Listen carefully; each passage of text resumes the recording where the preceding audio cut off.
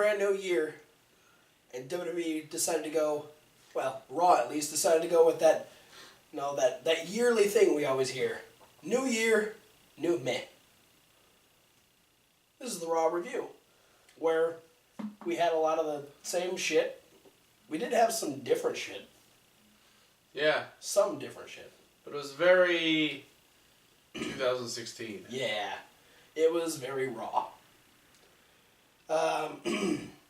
We had, instead of a tag team match, we just had Carl Anderson versus Cesaro. Yeah, it's kind of new. Yeah, it was kind of new because Luke Gallows and Sheamus weren't in the match. Yeah. Two bald guys. It was, one could go out on a limb and say the two more talented wrestlers of both teams. I would agree. Absolutely. The match was good. And they had a good finish. I liked it was a creative finish as far as like this type of finish is concerned. But yeah, Anderson and Cesaro having a great match. Sheamus kind of sees that Gallows is getting a little more involved than he'd like, so he because apparently the agreement was that Cesaro wanted to do it on his own, and so Sheamus was up at commentary. So Sheamus decides to come down. At one point we have Cesaro trying to do a superplex to Carl Anderson. Gallows gets up on the apron. Sheamus runs around and pulls Gallows off of the apron, but as he does, Gallows has his hand on the ropes, ends up shaking it, that crotches Cesaro. Cesaro falls down to the ring, ends up standing back up just in time to get hit with a top rope neck breaker by Carl Anderson. A good buster. That's good. And Carl Anderson picks up a singles victory over Cesaro on Raw. I think the club might be a legitimate tag team now. Because Carl Anderson is a legitimate tag team now. Carl Anderson by himself is a legitimate tag team. He's got one more singles victory on Raw than Luke Gallows does. He does indeed. Yeah. So that was the thing. We had a lot of people decide to enter the Rumble on this particular episode. Yeah, the New Day decided to announce that they were going to get their sticks in the Rumble. Which, sometimes Kofi's this means... always in the Rumble. Sometimes this means one of them is in the Rumble. Sometimes this means they're all in the Rumble. We don't know. We won't know until we realize that maybe WWE realizes, shit, too many Raw guys are getting in the Rumble this fast. Man, I'm convinced, based on how many Raw guys threw their name in the hat here, is that it's already been kind of confirmed through internet rumor that there is an extra hour added to the Rumble. And so why wouldn't there just be a SmackDown Rumble? If that happens, I'm going to be real, I'm totally okay with that. I'm okay with 2 Rumbles, but I don't think it needs to be a thing every year. Because, I don't know. No, what I feel I might enjoy it more than I think I would. I feel like, for me, Shane McMahon is just going to do exactly what he did for SmackDown and for the Survivor Series. Is he's just going to come out and announce all 15 SmackDown guys for the Rumble. He's not even going to give Raw a chance to fill up their side first. Yeah. He's just like, here's all the spots I was given for the Rumble. Here's my people. Ta-da. New Day were supposed to give their New Year's resolutions, apparently. But they were quickly cut off by Titus O'Neil, who wanted to join the New Day. Oh, God. And thankfully, thank God, Xavier Woods, Kofi Kingston, and Big E have all been vaccinated from hepatitis O'Neil. Yes. Xavier Woods with the sweet burn.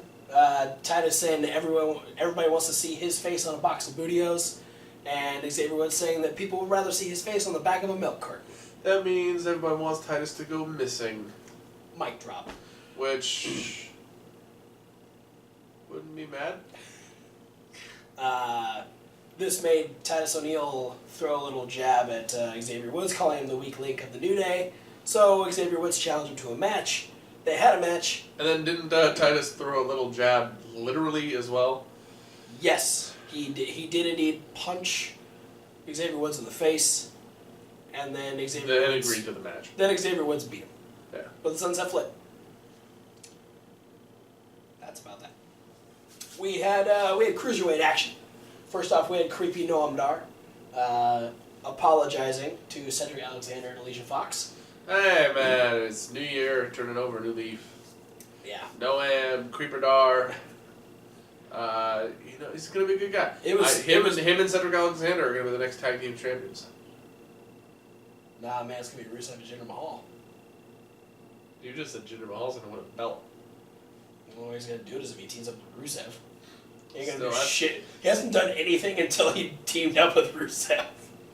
I know, it was kind of like they just brought him back so he could just be a guy who does a thing every now and again. Yeah, he's also, but he's a glorified extra, is what he is. Guess what though? That's half of the Raw fucking roster at this point. That's very true.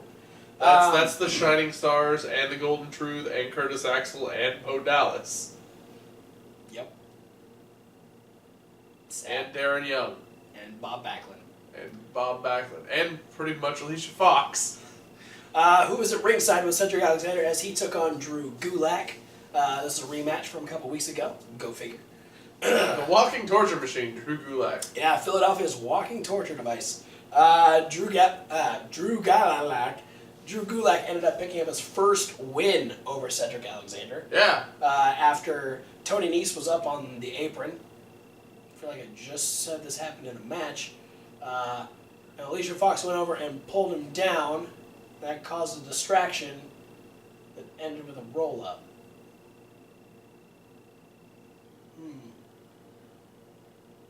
And it results in Drew Gulak's first win in a singles match in the Cruiserweight division. Kind of like Carl Anderson's first win since being the club on Monday Night Raw. Yeah, Gulak picking up a win for the first time ever in WWE. Maybe not the first time ever. No, he's won in, I think, one or two of the six-man tag matches. Oh, that okay. have been like pay-per-view pre-show things. Oh, okay. Well, that's good. But let's get real creative. And he advanced from in the Cruiserweight Classic. That's true. Let's get real creative with the Cruiserweight division, though. All right. Then let's put Neville versus Akira Tozawa. No. Grand Metalik versus Jack Gallagher. Great, but no. I can top it. Arya Davari versus Gerv. Nope. I can top that too. Let's do the Brian Kendrick versus TJ Perkins. What?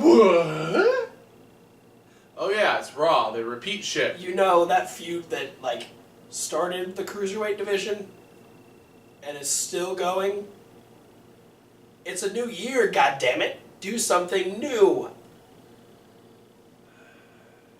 TJ Perkins would defeat the Brian Kendrick after reversing the sliced bread into a detonation kick and then locking in the knee bar. Mercifully, this match did not last long. Yes. The whole point was to show Neville backstage watching the match. Because on 205 Live, TJ Perkins is going to go against Neville. Also on 205 Live this week, we're going to get the debut of Tajiri. Tajiri. Is that not how you say it? I don't think so. Oh, my bad.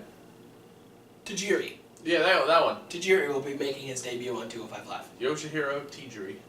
And then speaking of Rusev and Jinder Mahal, they were in a handicap match against Big Cass because... And they won. Yeah. Because Machka. No, because of distractions and flying kicks from Rusev. Oh my gosh! Jinder Mahal was up on the apron. He was a distraction. And then he got knocked down, and then Rusev won the match. I'm sensing a pattern here. Gosh. Oh boy. We had Bailey. Sorry. We had Bailey talk to Stephanie. And then Stephanie basically ran Bailey down. Yeah, calling her the Daniel Bryan of the women's division, apparently. Saying not that she's literally word ordinary. for word, but saying that she's very plain and ordinary and how she didn't want her on Raw. Yeah, apparently it was only Mick Foley's idea that Bailey was on Raw. Mick Foley, which, by the way, has a new look. Yeah. Much less beardy, much less hairy. Much less chubby. Get ready for hip surgery, I bet. Not good. Do not donate to that GoFundMe. No. Please. He doesn't need that much help. So, Stephanie gives Bayley An opportunity. Yeah, an opportunity to, get another shot at going against Charlotte against the Royal Rumble. Puts her in a #1 contender match against Nia Jax. Scurry shit. I never would have thought that Stephanie, who doesn't like Bayley, would put Bayley against the biggest woman on the roster. Dun-dun-dun. Well, if she really wanted to do something bad to Bayley, she could have put her in a match with Dana Brooke. That way, it would have almost ensured that the match could have potentially sucked. Well, based on what happened, Bayley definitely would have lost. Because Sasha Banks came out and caused a distraction. Yeah, she came out, didn't make it all the way to the apron this go around. But if it was Dana Brooke, she would have made it down and punched her in the face. Because that always happens. Yeah, but Nia Jax went up to the second rope after being in clear control of Bayley for the majority of the match. She just destroyed her the entire time. That's what it was. Even though we didn't see a lot of it. Yeah, I know, our feed cut the fuck out, man. Goes up to the second rope, does Nia Jax. Sasha comes out. Nia says, what? And Bayley says, JK, hugplex off the second rope. Kapow. And then pins her. So Bayley will indeed challenge Charlotte at the Royal Rumble for the WWE Women's Championship. We have now learned Nia Jax's weakness, too. Falling off the second rope. Oh, I thought you were going to say Sasha Banks. Nope. So, distractions. Next week, you can almost guarantee that we'll have Sasha 4 more matches with distractions. And Sasha and Bayley versus Nia Jax and Charlotte. Probably with a distraction by Dana Brooke. Speaking of next week, we'll have Undertaker and Shawn Michaels on Raw next week. Yeah. Okay. First time Undertaker will be on Raw since WrestleMania. First time Shawn's been on Raw in quite some time. Yeah. It's been a couple of years for Shawn. Actually, no. Well, yeah, it's been a couple of years. He was on... He did a thing when they did like a... They did like that Legends panel or whatever the fuck it was. It was him, Ric Flair, and somebody else or whoever. I don't remember who it was. But yeah, that'll be next week. But I think the best repeat of the night, which wasn't totally a repeat, was Braun Strowman versus Sami Zayn Last in a last man standing match. This was actually a fun match to watch. It was. I enjoyed it. Because Braun is big and strong and scary, and Sami Zayn is one of the best salesmen, if I may so use that term. I think it works. In the business today.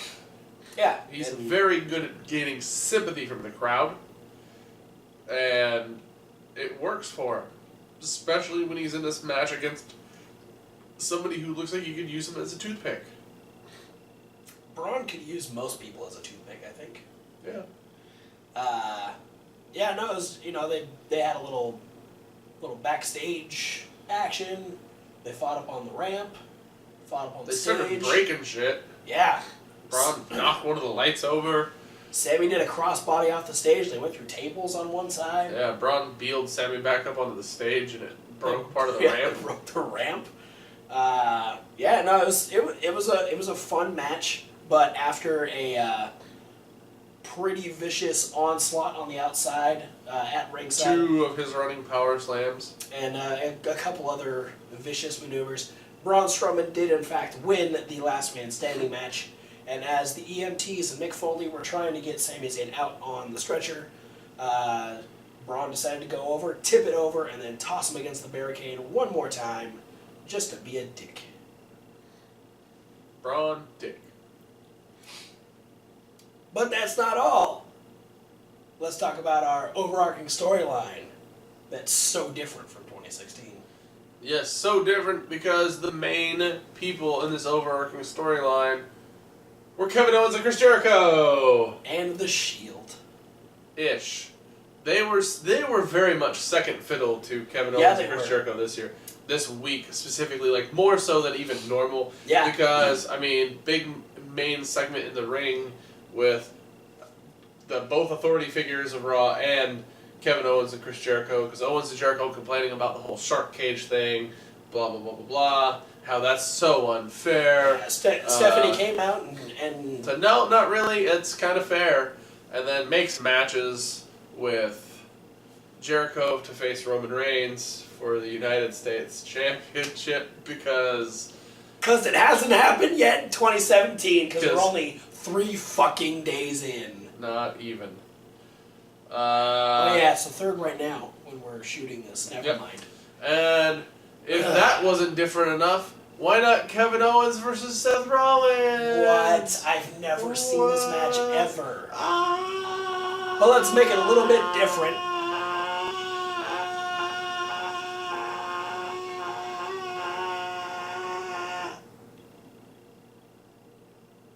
Sorry. It's alright. Let's make it just a little bit different because rather than banning both of them from ringside for the United States Championship, because we know that doesn't work, that just brings Jericho out in a Sin Cara mask, the winner, or the loser rather, of this match is banned from ringside. Yeah. Because that's how that works, right? Sure. Um, The loser also has to host a talk show with Goldberg as the guest. yeah. For the record, we'll talk about it. Seth Rollins beat Kevin Owens. By disqualification because Kevin Owens thought he was sneaky enough to go over and grab the ring bell and hit Seth Rollins with it. Yeah. Whoops. Though, I don't understand. And then they couldn't ring the bell because Kevin Owens threw it like 4 feet away from the ring. The bell ring person. So the Timekeeper. ref yelling was what ended the match. Yeah. I don't understand Seth Rollins' thought process here though, because Owens was at like a count of 7, and Rollins decided to go out of the ring and try and grab him. Yeah. He could have just left him out there and he'd count it out and he'd lose anyway. Just saying. You know, it's Rollins though. He's an overachiever. That's true. That's fair enough. So Kevin Owens is banned from ringside for the United States Championship match Ew. between Roman Reigns and Chris Jericho. Which was the thing. It was Roman Reigns versus Chris Jericho. Chris Jericho hit a codebreaker in the match, which was unusual. After trying to pull an Eddie Guerrero, which was slightly clever. Though, you know, Seth Rollins couldn't get involved though, because if Roman Reigns did get disqualified or counted out, he'd lose the championship. Almost as if they could have just said both guys were barred from ringside. Huh. At least Seth could have been out there like cheering him on or something. Yeah, could have been like commentary or... Or yelling at Kevin or Jericho the whole time, I mean. But it's Roman Reigns. He's special. And he can't lose. Just Unless it's Survivor Series. Or against Finn Balor clean. On Finn Balor's first night on Raw. Roman Reigns retains the Man, United States if Championship. Finn Balor came back on Raw now, he'd beat Seth Rollins and Roman Reigns and Chris Jericho and Kevin Owens clean. I want Finn Balor back so bad. Royal Rumble, bro. I know. That's what I'm waiting for. So then we go to our main event, which was the Kevin Owens show. What? A talk segment with Kevin Owens? Man, oh man. And Chris Jericho. That guy could even get Roman Reigns to crack a smile. You know who else ended up coming out? Not John Cena, who was not thrilled about that moment caught on tape when Roman Reigns smiled when Kevin Owens was yelling at a person in the crowd. John Cena didn't like that? No, he. I thought that clip was funny as fuck. It was. Cena was not very happy about it though. Oh, we'll talk about it. He posted about something about it on Twitter. Oh, I'll check that out. But anyway, no, the Kevin Owens show set is funny with the dude wearing the sign on his face. That's funny. Yeah, they talked some shit. Jericho entered the Royal Rumble. Owens didn't like it. He was the third person to enter the Royal Rumble. Yeah, fuck the New Day. Just after Goldberg and Brock Lesnar. Yeah, the New Day don't count apparently, according to Chris Jericho. Yeah. But yeah, so Jericho's in the Rumble. And Owens didn't like it. They kind of squabbled a little bit. Then Goldberg came out. Goldberg came out, talked some shit. He yelled spear and jackhammer. Yeah. Threw some furniture. That is Goldberg's list. The list of Goldberg is spear and jackhammer. That's it? Yeah. Mm. And then it's got one name on there. It's Chris Jericho, because he's first. No. Then Paul Heyman came out. Yeah. I think, actually, like, the list of Goldberg's at Chris Jericho and Brock Lesnar, and then all three members of the New Day. Because they're all in the Rumble. Mm. Goldberg's list is just going to be all the entrants in the Royal Rumble. But then on his list should also be either Kevin Owens or Roman Reigns, because he said that they'd be next because they have a date at WrestleMania. And then He's going to take them to a nice dinner. Then Roman Reigns came out and said, well, Kevin, you're not winning anything in the Royal Rumble. Which that just brings me to you. He stared down with Goldberg for a little bit. Then Braun Strowman came out. And Braun Strowman said, if anybody's going to win the Royal Rumble, it's going to be him. Braun Strowman is now on the list of Goldberg. And then he got a double spear from Goldberg and Roman Reigns. How cute. This is the precursor to their date at WrestleMania. First it's double spears. Love it, first spear. That's how we ended Raw. The first Raw of 2017. I'm loving all these new ideas. First Raw, it's a weird phrase to say right now. Mind-boggling to me a little bit is the first Raw of 2017 ends with Goldberg celebrating in the ring.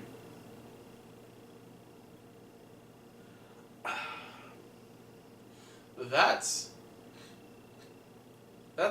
mind-boggling to say.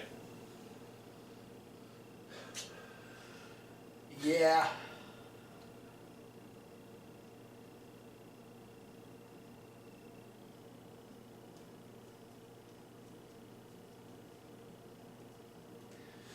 That's almost as weird as if, like, SmackDown's main event tomorrow was Ric Flair versus Ricky Steamboat for the NWA Championship.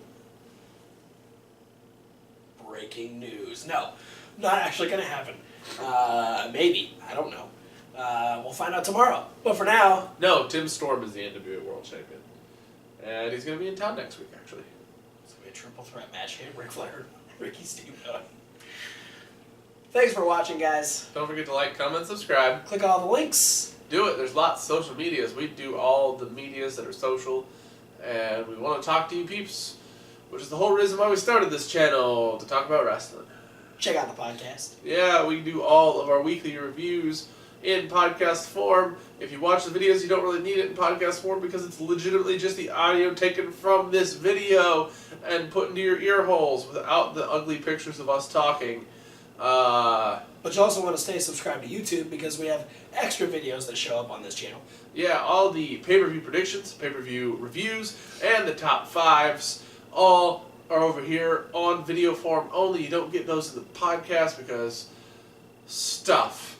Also, more videos that you don't get on the podcastiness are over at our other channel, Reasonable Wrestling Fans. It's reasonable with a W, like wrestling. So check all that stuff out. Check out that stuff here. Thanks for watching, and we'll see you at whatever video you decide to watch next.